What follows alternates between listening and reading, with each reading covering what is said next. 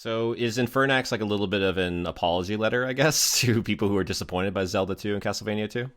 I don't know. I always do. I do jokingly say I was like my shortest pitch for it is imagine if Zelda 2 and Castlevania 2 were both good and made by Canadian metalheads. Like Right.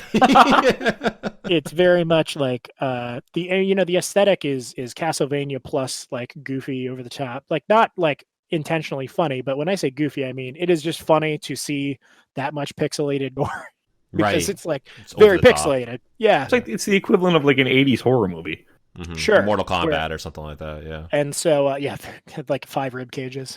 Yeah, exactly. I don't know if I'd say it's an apology letter as much as like we're all in like actually like fans of those games. So it's almost more of like a love letter to the parts of those games that are good. Hmm.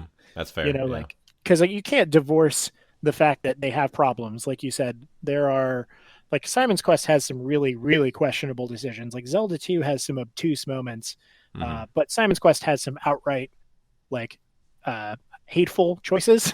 Yeah. NPCs tell you the wrong thing intentionally, and like that's such a weird decision to make that early in the game. Like in a like games hadn't gotten to the point where anyone would have expected that yet, and Right. so doing it is just mean. So we're leaving all that stuff behind, at least as much as to where it feels fun, right? Like you want the game to be fun, even if it's really hard. Yeah. Yeah, I mean, that's like one thing I definitely took out of like, my playthrough of it, like where it was definitely difficult. Like it was definitely kind of like harkening back to like NES hard, but not actually being NES hard to the point of being like unfair in a lot of ways, like Ninja Gaiden or whatever. yeah, It's just like more of like, it's a good challenge, and it's definitely challenging for people like who, whether you grew up on those games or not.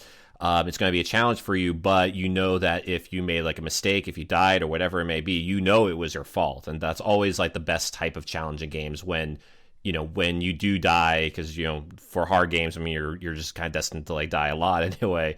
Then then you know exactly what you should have done instead of like what you did. But it's kind of like that Dark Souls feeling where it's like if you died, it's because, like you said, Dave, you decided to take that extra swing instead of getting the hell out of the way.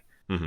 That's what did me in when I first played the demo, and I think I looked at you, Hunter. I went, "Yeah, I did that."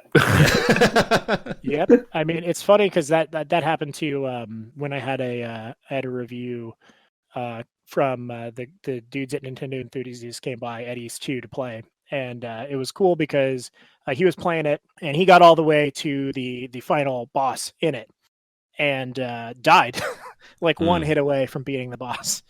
And he sat there for like a full like 30 seconds and was like, all right, I know what I did. Do you mind if I play again? I was like, no, of course, right? Like that's exactly what I want to hear is somebody playing it for review who wants more time. Like, please.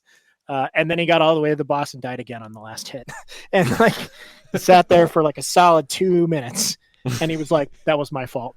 Like I did.